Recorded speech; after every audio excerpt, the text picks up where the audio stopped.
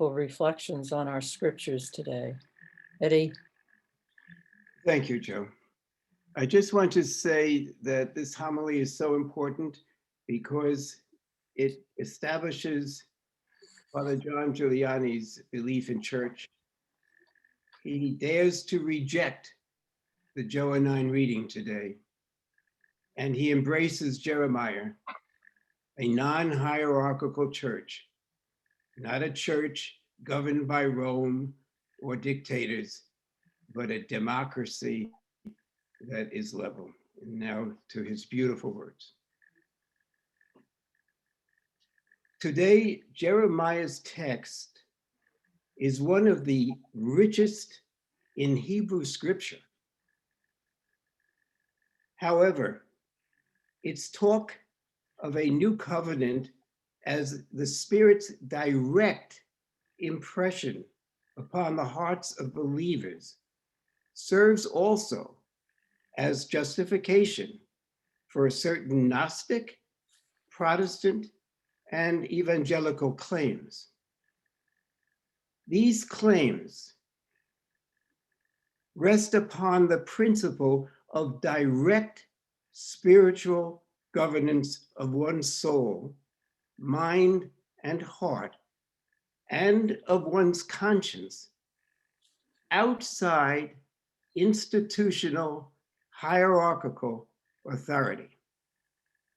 Needless to say, this text is fraught with dangers arising from self-deifying absolutes, as when cult leadership projects messianic mandates upon its followers.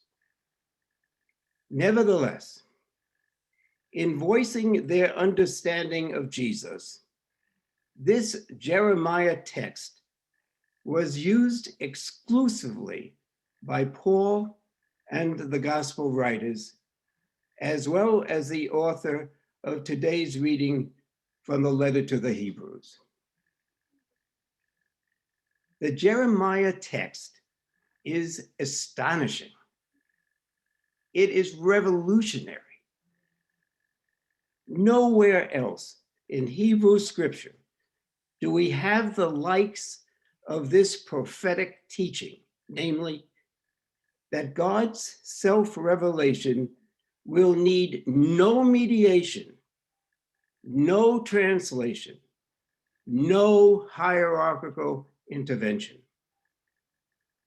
This covenant will create a new human self in which God's teaching will come to mind and heart directly, free from external utterance.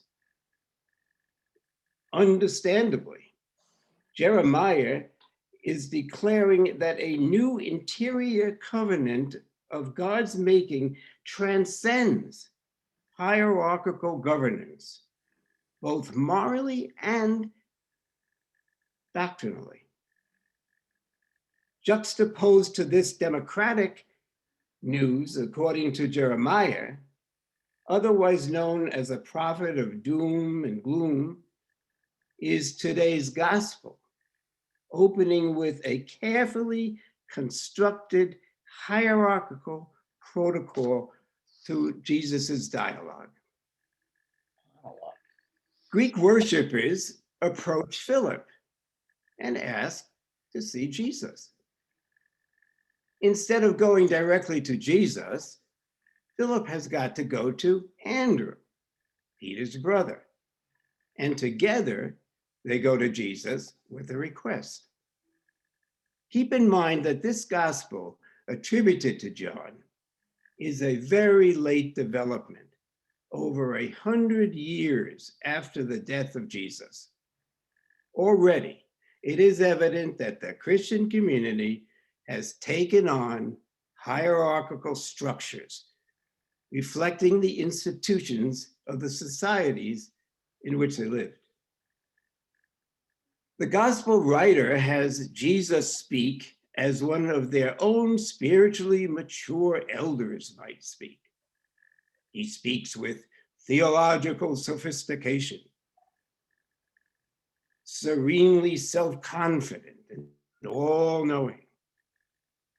Jesus speaks as would the fully realized Christ, actually.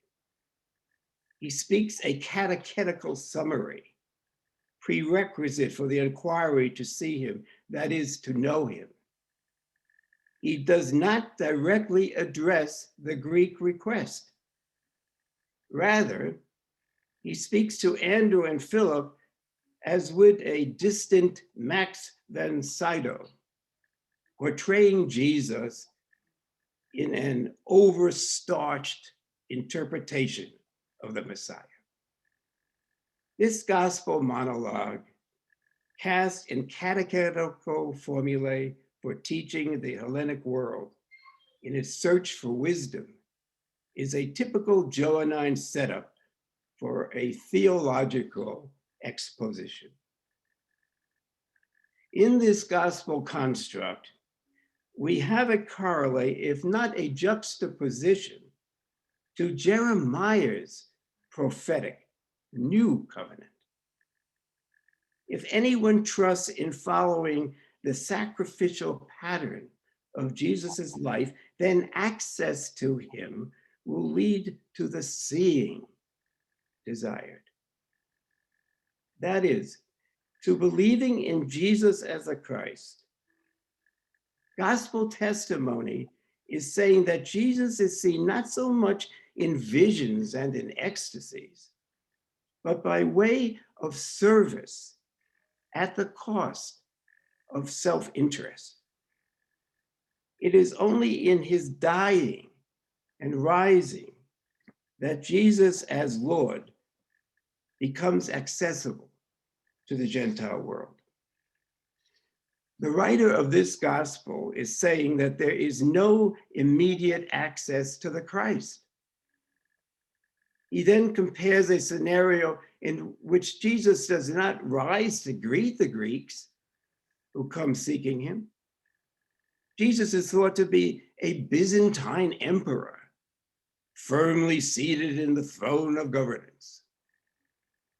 In not rising to meet them, Jesus is not dismissing or making light of their sincerity in wanting to see him.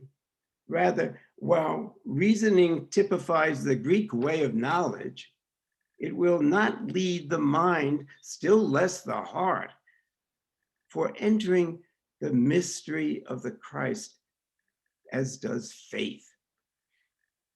Seeing Jesus crucified holds the revelation of wisdom.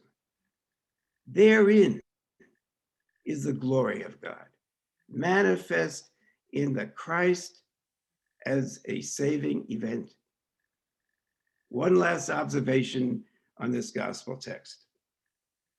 Just as a certain hierarchical protocol is demonstrated by the Greeks in approaching the disciple Philip, and he in turn mediating the request to Andrew, so Jesus's grand theological response as directed to the disciples indicates their mediational authority to evangelize the Hellenic world already in the gates of conversion.